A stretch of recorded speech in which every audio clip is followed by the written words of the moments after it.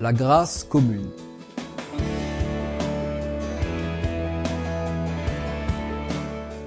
Nous nous sommes déjà entretenus sur le sujet de la providence de Dieu, qui est un élément de la théologie rarement abordé dans les réunions d'enseignement au sein des églises locales.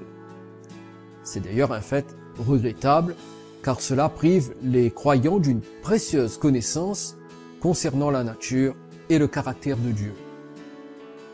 La théologie désignant l'étude ou la science de Dieu, je vous rappelle la définition théologique de la providence. Il s'agit de l'activité de Dieu par laquelle il fait en sorte que tous les événements dans le domaine matériel et spirituel accomplissent leur but afin que celui-ci corresponde à ce qu'il a prévu dans sa sagesse infinie. Nous pourrions désigner la providence comme l'ensemble des provisions de Dieu en faveur d'un individu. Un autre mot que nous pourrions utiliser à la place de providence, c'est celui de prévenance. Dire que Dieu est prévenant, cela signifie qu'il est attentionné et fait preuve de sollicitude à notre égard. Ces différents mots nous rappellent que Dieu va au-devant de nos besoins, qu'il les anticipe et prépare diverses provisions pour les satisfaire. Nous avons concentré notre attention principalement sur la providence que Dieu manifeste envers les croyants, c'est-à-dire envers ceux qui sont sauvés par leur union avec le Christ. Cependant, nous avons précisé que la providence concerne également les non-croyants. En d'autres termes, la sollicitude de Dieu ne se limite pas aux sauvés, mais elle se manifeste aussi envers les perdus. Cette étude a pour objectif de nous rappeler que Dieu est un Dieu d'amour et de compassion. Si Dieu indique que le salut ne se trouve qu'en Jésus, et que ceux qui ne croient pas en Jésus se dirigent vers la perdition éternelle, eh bien Dieu n'en reste pas moins prévenant et attentionné à l'égard des perdus. Nous avons besoin de voir Dieu tel qu'il est réellement. Dieu n'est pas le père fouettard, toujours en train de faire des reproches et saisissant la moindre occasion pour châtier ceux qui lui désobéissent. Faisons attention à notre présentation de l'Évangile. Faisons attention qu'elle ne donne pas une fausse image de Dieu. Gardons-nous de tout comportement légaliste qui nous ferait voir le mal partout. Un légaliste, c'est quelqu'un qui traite les autres et lui-même avec dureté, dans une attitude de jugement et de condamnation. Un légaliste, c'est un individu qui est excessivement attaché à la lettre de la loi, qui la prend au mot, en oubliant d'interpréter l'esprit de cette loi.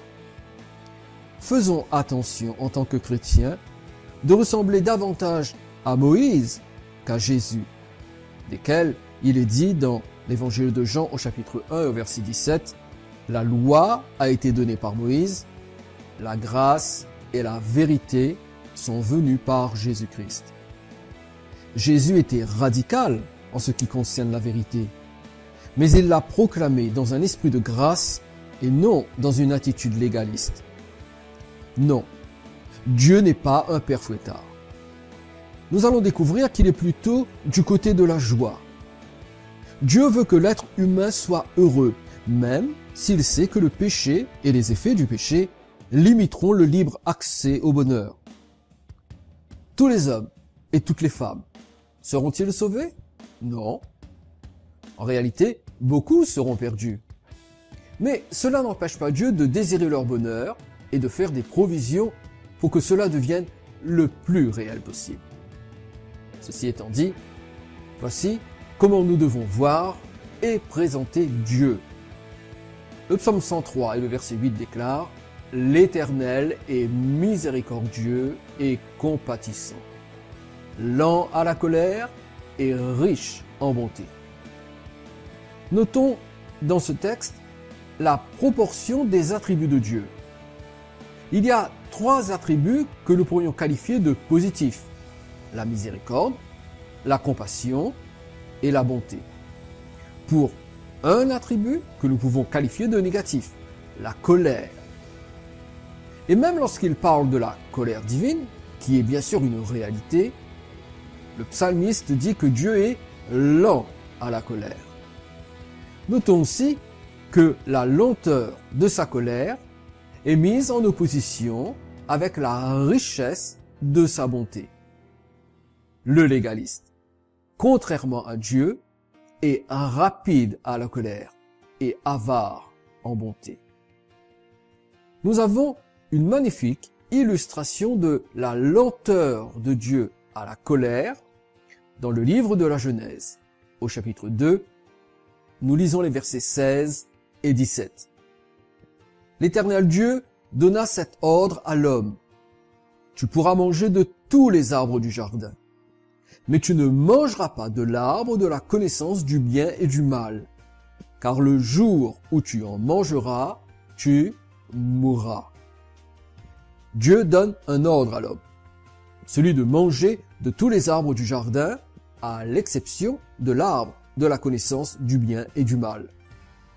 Un ordre doit faire l'objet de l'obéissance, au risque d'en subir les conséquences, bien sûr.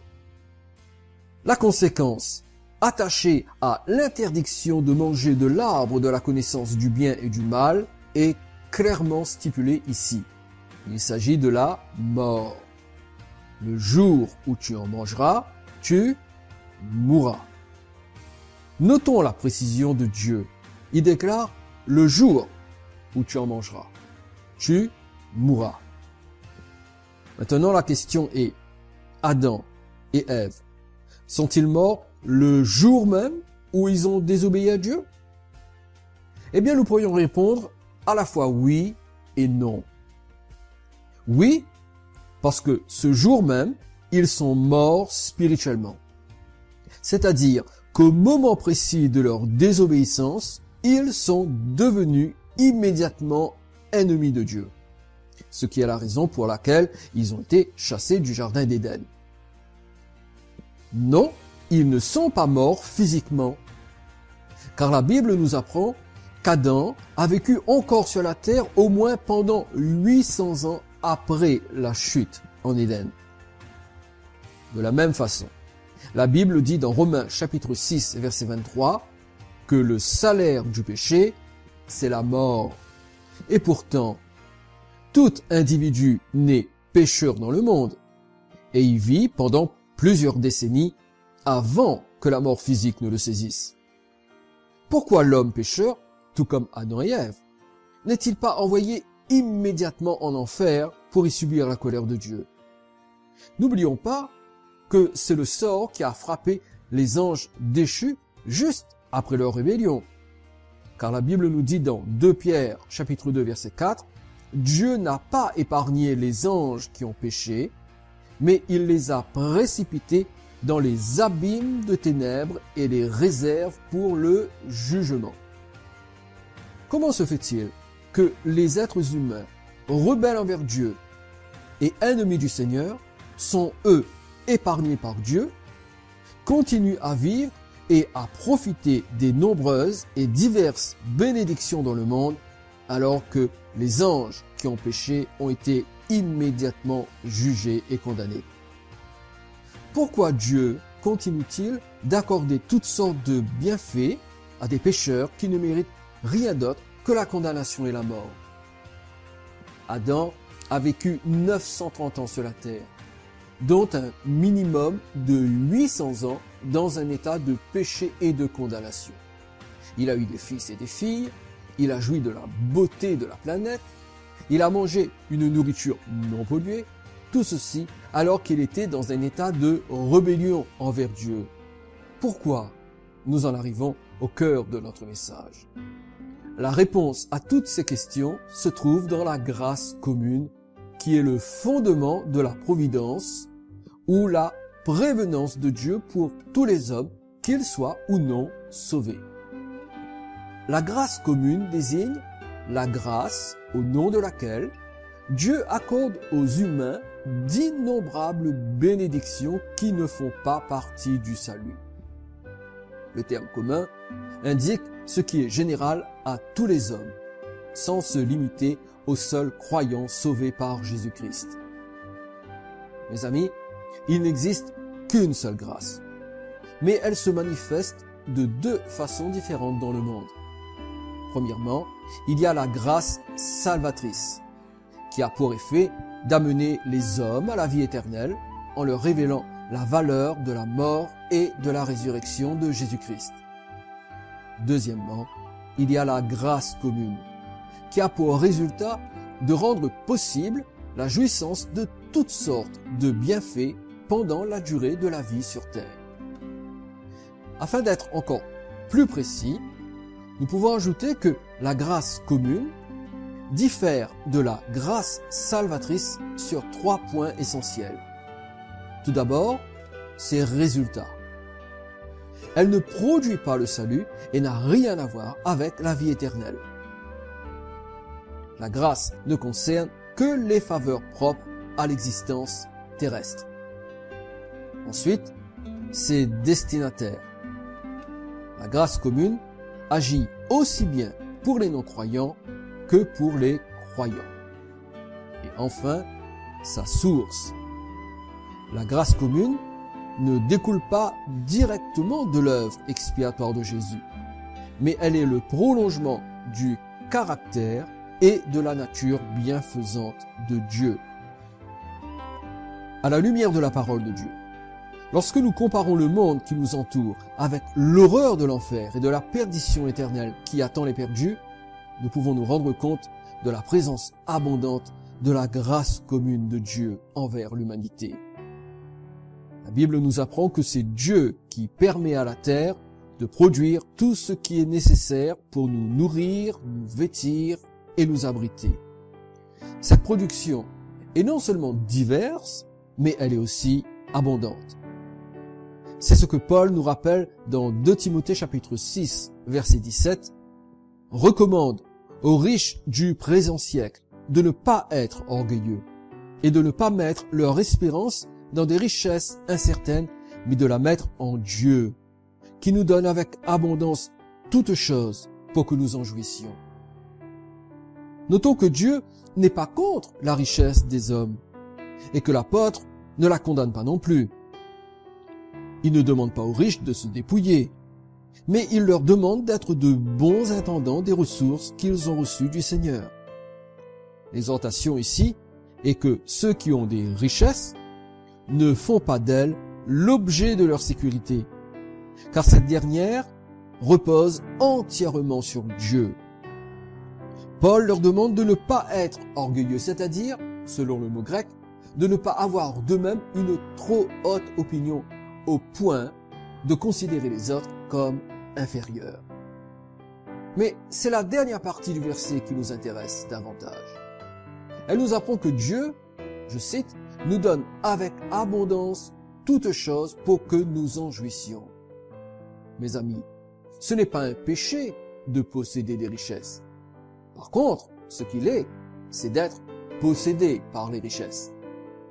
Mais au-delà de la richesse elle-même, nous voyons que Dieu a pourvu à tout ce qui peut combler nos besoins et nous rendre heureux sur cette terre. Cela comprend tous les bienfaits matériels auxquels les progrès de l'humanité nous permettent d'avoir accès. Au cas où nous serions tentés de penser que cette parole de Paul ne s'applique qu'aux chrétiens, voyons ce que le même Paul a déclaré aux non-chrétiens de la ville de Lystre.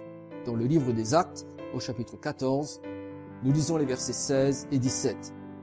Paul déclare, « Ce Dieu, dans les âges passés, a laissé toutes les nations suivre leur propre voie, quoiqu'il n'ait cessé de rendre témoignage de ce qu'il est, en faisant du bien, en vous dispensant du ciel les pluies et les saisons fertiles, en vous donnant la nourriture avec abondance et en remplissant vos cœurs de joie. » Non seulement Paul s'adresse à des non-chrétiens, mais il parle des nations auxquelles Dieu a permis de suivre leur propre voie, c'est-à-dire qu'il les a laissés adorer d'autres divinités que lui et s'adonner à toutes sortes de péchés. Malgré cela, il leur a fait du bien. Mais comment Dieu fait-il du bien même à des incroyants? Ce texte nous donne la réponse. Il est écrit, il leur donne de la nourriture avec abondance et il remplit leur cœur de joie. D'après vous, pourquoi les hommes font-ils preuve d'une telle ingéniosité et d'une telle capacité pour organiser toutes sortes de manifestations, de fêtes et d'événements collectifs dans des domaines aussi variés que l'art, le sport et les divertissements populaires? Eh bien parce que Dieu souhaite que le cœur des humains soit rempli de joie. Bien sûr, le diable fait son possible pour pervertir et manipuler l'art, le sport et les divertissements afin d'en faire parfois des objets de souillure physique et mentale. Mais à la base, le but est de permettre aux hommes d'être dans la joie. Ces multiples événements résultent de la grâce commune de Dieu qui tend à contribuer au bonheur terrestre d'une humanité pécheresse. J'avais l'habitude de mépriser ces manifestations en les jugeant de façon légaliste. Mais je ne le fais plus. Car même si je regrette la perversion de nombre d'entre elles, je sais que, pour beaucoup d'individus, en vue de l'enfer qui les attend, c'est le seul paradis qu'ils connaîtront. Évidemment, je n'approuve ni ne recommande les activités malsaines et impures qui sont l'œuvre de Satan, dont l'objectif sera toujours de pervertir ce que font les êtres humains. Mais je sais qu'à la base de ces tentatives de bonheur se trouve le désir de Dieu de rendre les gens heureux et de leur donner de la joie. Autrefois, je disais « c'est mondain tout ça ». Mais aujourd'hui, eh bien je me tais. Du moins, j'essaie de me taire. Sachant pertinemment que Dieu aime les hommes dans leur folie, même s'il les condamne pour le péché. Ce n'est pas pour autant que j'aime le monde et les choses qui sont dans le monde, selon 1 Jean 2,15. Non, je replace toutes choses dans leur perspective en comprenant un peu mieux le cœur d'amour de Dieu. Je crois que nous devrions apprécier à leur juste valeur tous les bienfaits que Dieu nous accorde. La nature, les montagnes, les arbres, les fleurs, les océans, le vin, la bonne nourriture, les beaux vêtements, notre conjoint, notre conjointe, nos enfants, nos proches, notre travail, notre voiture, possibilité de voyager, etc., etc. Toutes ces bénédictions que Dieu donne à tous les hommes, qu'ils soient ou non sauvés. Prenons conscience que toutes ces choses découlent de la grâce commune du Seigneur.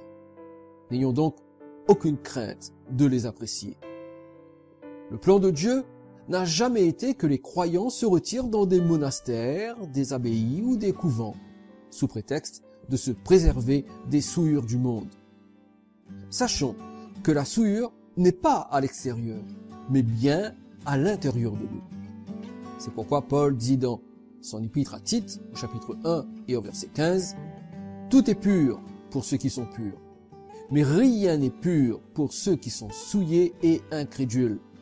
Leur intelligence et leur conscience sont souillées. » Mes amis, tout est souillé pour un légaliste, car il voit le mal partout. Il y est peut-être, mais parce que le légaliste manque de pureté intérieure, il n'est pas capable de supporter la moindre souillure extérieure, car celle-ci lui rappelle sa propre incrédulité, ainsi que son intelligence et sa conscience souillée. Le mot « souillé » dans le grec désigne quelque chose qui est teinté d'une autre couleur. En d'autres mots, le légaliste a une pensée, c'est-à-dire une intelligence selon le grec, et une conscience qui lui font voir les choses sous une autre couleur que celle de la grâce et de la vérité. Il croit qu'il connaît la vérité, mais la vérité qui est dans sa pensée est dénuée de grâce, car elle n'est motivée que par le jugement et la condamnation. Voyons la bonté de Dieu là où le religieux et le légaliste ne voient que la condamnation.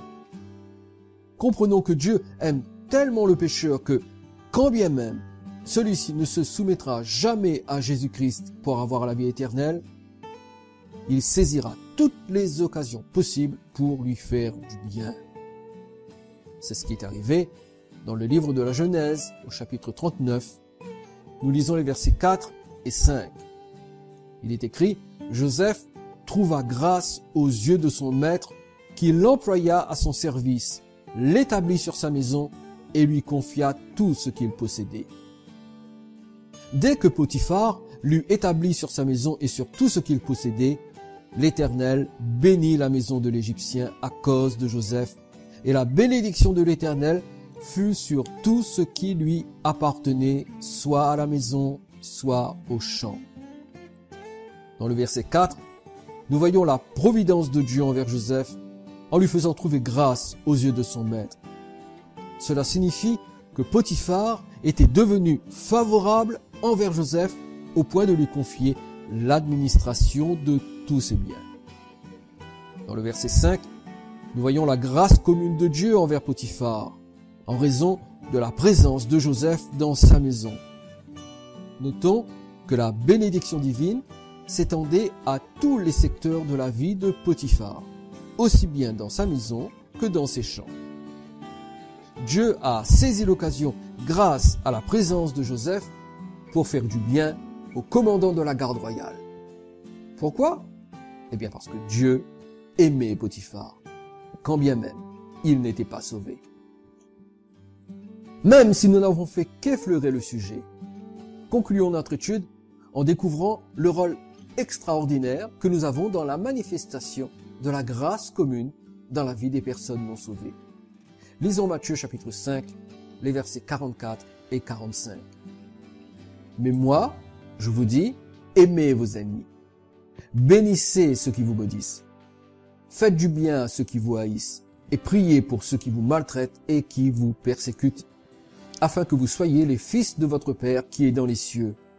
Car il fait lever son soleil sur les méchants et sur les bons, et il fait pleuvoir sur les justes et sur les injustes. » Tout d'abord, arrêtons-nous sur le verset 44 pendant un moment. Jésus nous dit que nous devons faire 4 choses pour ceux qui sont hostiles à l'évangile, donc à nous en tant que croyants. Premièrement, les aimer. Deuxièmement, les bénir, c'est-à-dire dire du bien d'eux. Troisièmement, leur faire du bien. Et quatrièmement, prier pour eux. Seulement avec ce verset, nous avons de quoi nous repentir et supplier Dieu de nous aider à obéir à ce commandement, car ce n'est pas une suggestion, mais c'est bien un ordre de Jésus. Ensuite, nous sommes exhortés à prier pour les non-croyants, même s'ils nous persécutent. D'après vous, de quelle sorte de prière s'agit-il? Jésus fait-il allusion à la prière pour leur salut? C'est ce que nous aimons penser. Et cela nous arrange, car cette prière n'a pas d'incidence matérielle terrestre. Nous ne voulons certainement pas que nos persécuteurs prospèrent, n'est-ce pas? Or, ce n'est pas à cette prière que Jésus fait allusion. Ici, Jésus ne dit pas de prier pour la grâce salvatrice de Dieu envers nos ennemis, même si nous pouvons le faire, bien sûr. Il parle davantage de la prière en vue de la grâce commune de Dieu qui, elle, aura des conséquences dans le domaine visible et terrestre. Comment est-ce que nous le savons? Eh bien parce que dans le verset 45, Jésus déclare que si nous prions la prière pour la grâce commune en faveur de ceux qui ne croient pas dans l'évangile et qui nous persécutent, premièrement, nous manifesterons notre statut de fils de Dieu, c'est-à-dire que nous réagirons comme lui. Ne dit-on pas tel père, tel fils? Car il fait lever son soleil sur les méchants et sur les bons, et il fait pleuvoir sur les justes et sur les injustes. Voyez-vous, le soleil et la pluie dans ce verset font référence au bienfait naturel de Dieu pour tout être humain, qu'il soit bon ou méchant, qu'il soit juste ou injuste. Donc, Jésus nous commande de prier pour des bénédictions naturelles et matérielles en faveur des non-chrétiens. Il les aime et il veut leur faire du bien. Quelqu'un dira, oui, mais s'ils me persécutent en raison de ma foi, ne devrais-je pas plutôt demander à Dieu de les juger? Eh bien non, parce que tout d'abord, Jésus nous ordonne de prier pour leur bénédiction matérielle, et qu'ensuite, la vengeance et la rétribution appartiennent à Dieu seul, et que ce n'est pas à nous de décider quand, comment et pour qui elles doivent se manifester. Ces paroles de Jésus nous apprennent deux vérités essentielles. Premièrement, si Dieu veut bénir la vie terrestre des personnes non sauvées, cela signifie qu'il n'est pas opposé à ce que les sauvés soient aussi bénis dans leur vie terrestre. Nous pouvons demander à Dieu de nous l'accorder en raison de sa grâce commune. Toutefois, nous devons rester humblement soumis à sa volonté dans ce domaine en ce qui nous concerne si nous sommes sauvés. Deuxièmement, ce texte semble indiquer que nos prières pour les perdus peuvent être exaucées, même si celles-ci ne concernent que leurs conditions naturelles et terrestres. Parfois, nous limitons nos prières pour nos connaissances non sauvées que dans le domaine spirituel. Ce n'est pas ce que Jésus enseigne dans son évangile. En réalité, nous devrions prier pour la bénédiction naturelle et matérielle des personnes que nous connaissons en nous fondant sur la grâce commune de Dieu. Changeons la vision légaliste que nous avons de Dieu. Acceptons qu'il soit plein de sollicitude envers chaque homme malgré sa condition de pécheur perdu. Sachons aussi apprécier les cadeaux de Dieu dans la création pour que nous en jouissions. Sa providence est riche et variée, prenant en compte la multiplicité et la diversité de nos besoins et de nos désirs. Quel amour que l'amour de notre Père Céleste!